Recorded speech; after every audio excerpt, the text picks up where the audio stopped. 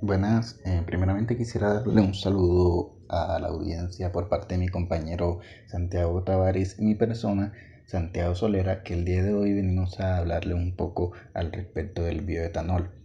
El bioetanol es un combustible que se obtiene de la fermentación de los azúcares contenidos en algunos vegetales, tales como son la caña de azúcar, la remolacha, el maíz, el sorgo, entre otros. Eh, el bioetanol químicamente presenta la misma composición química del alcohol etílico, por lo que sus características son precisamente iguales, pero difieren en el hecho de que el bioetanol proviene de fuentes renovables, de fuentes que son mucho más ecológicas y de fuentes que son más viables a largo plazo. Eh, el bioetanol puede ser utilizado de dos maneras. Primero, puede ser utilizado como mezclas junto con combustibles como la gasolina que ya conocemos hoy en día, y también puede ser utilizado eh, únicamente, pues 100% bioetanol. Pero ¿por qué el bioetanol está dando tanto de qué hablar últimamente? Y es que precisamente el hecho de que sea una energía renovable está llamando mucho la atención de las personas, puesto que, como sabemos, hoy en día se presentan muchos problemas de contaminación, del calentamiento global, y se está tratando de reducir las emisiones de estos gases de efecto invernadero que producen el calentamiento global. Por eso el bioetanol es una de las posibles alternativas al uso de las gasolinas tradicionales, de los combustibles tradicionales,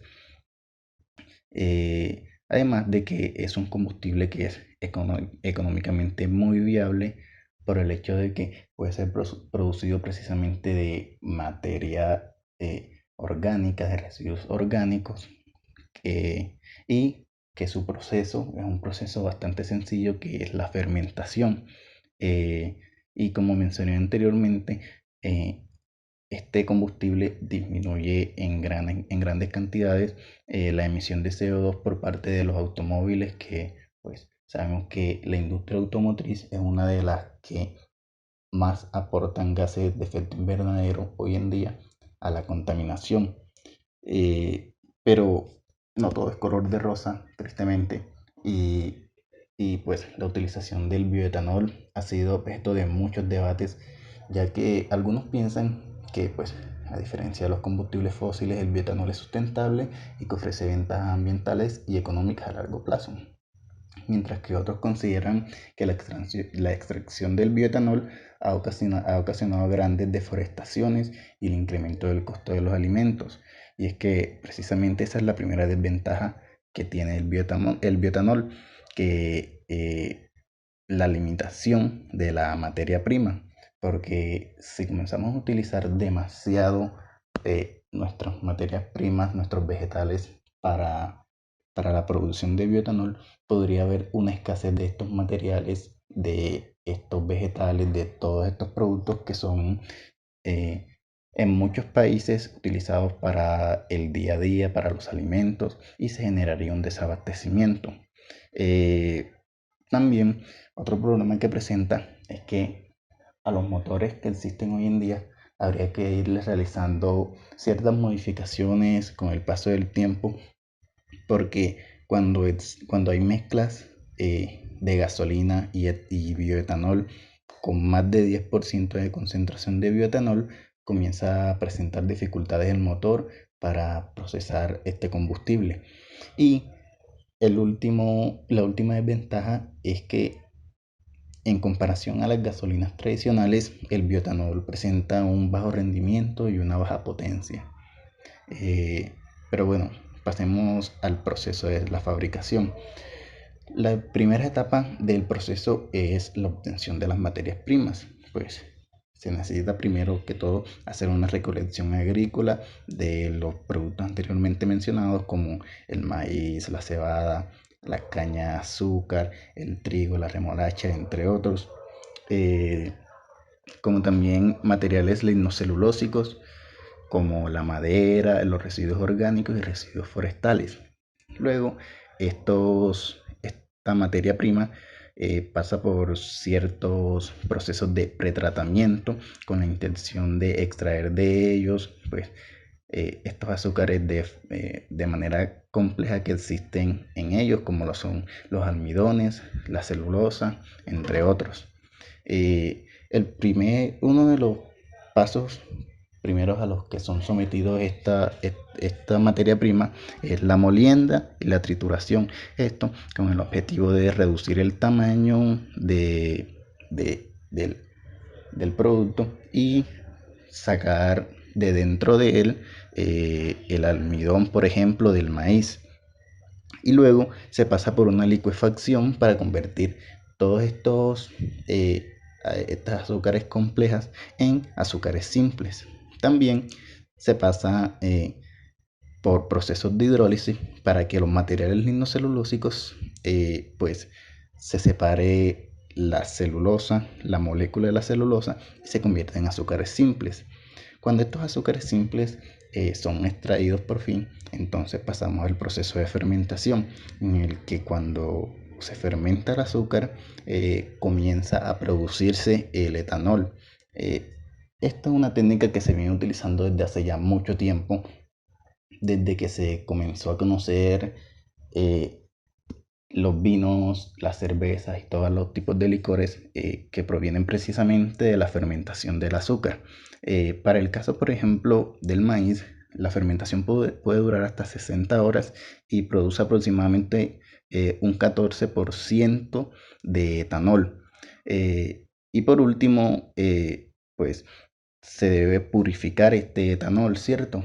Este etanol que está en una mezcla de toda la fermentación de los sólidos pasa por un proceso de destilación para separar precisamente el etanol, que tiene un punto de ebullición mucho más bajo que el del agua y el de los demás residuos que hay en la mezcla.